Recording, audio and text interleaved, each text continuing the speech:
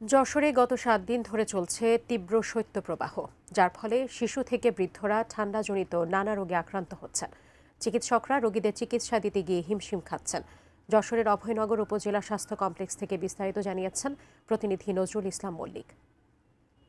বিভিন্ন অঞ্চলে শীতের প্রকোপের কারণে জনজীবন অচল হয়ে পড়েছে। শীতের সাথে সাথে শীতল হাওয়া এবং ঘন কুয়াশায় মানুষের চলাচল এবং স্বাভাবিক জীবনযাত্রা চরমভাবে ব্যাহত হয়েছে। শীতের কারণে বিভিন্ন মানুষ বিভিন্ন রোগে আক্রান্ত হয়ে হাসপাতালে ভর্তি হয়েছেন।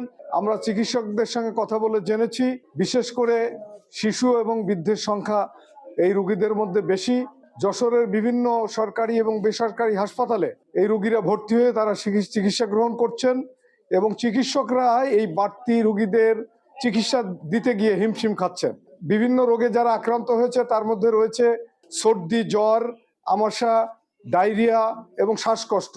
কেউ কেউ চিকিৎসা নিয়ে ইতিমধ্যে বাড়ি ফিরেছেন। এই ছিল শীতজনিত কারণে রোগের সর্বশেষ।